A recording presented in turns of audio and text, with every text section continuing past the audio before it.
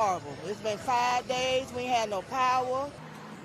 Now at 4:30, thousands of NIPSCO customers across northwest Indiana are still waiting for the power to be restored a week after powerful storms tore through that region. In Gary, downed trees and power lines are still a common sight as crews work around the clock there. Neighbors say the prolonged outage has been especially difficult in the summer heat.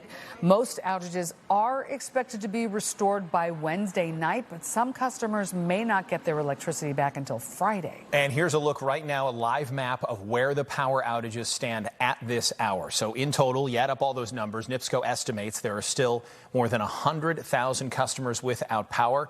Very little progress in Lake County, Indiana. When we came in this morning, that number was 82,000. It's now still 80,000 in Lake County. NIPSCO estimates that power will be back on, though, for 90% of people. Their estimate is late tomorrow. That's what they're saying.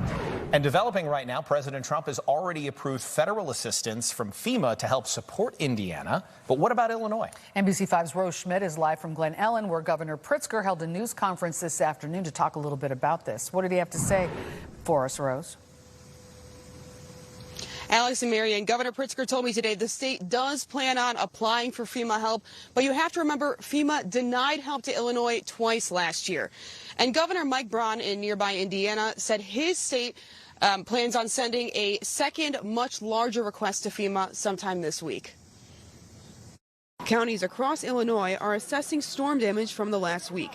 After that's complete, Governor Pritzker could issue a state disaster proclamation, the first step in getting FEMA help. We're doing the assessments, trying to add up everything that needs to be reimbursed, and then hopefully it meets that threshold. Sometimes it doesn't, but whether that happens or not, the state is Johnny on the spot and doing everything that we can to be supportive of local residents and communities. Illinois successfully requested federal support from the Small Business Administration for storms in March, April, June, and July, kicking in low-interest loans for homes and businesses. Across the border in Indiana, I want to thank President Trump for his quick action to help Indiana as we respond to this emergency. Governor Mike Braun says his state will request a major disaster declaration amid flooding plus downed trees and power lines. At least 7 deaths were linked to the storms. Braun says a state fund will provide up to $5 grand in grants for people who need help. He admits the FEMA process is lengthy. We got a good relationship with the administration, so I think we'll be in a place to where we will know how to expedite it.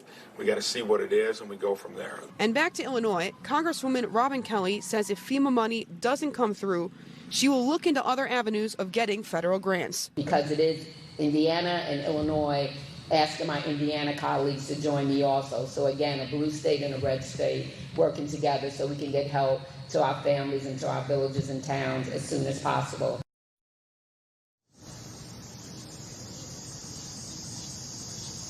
Governor Pritzker also signed legislation last week for people affected by flooding.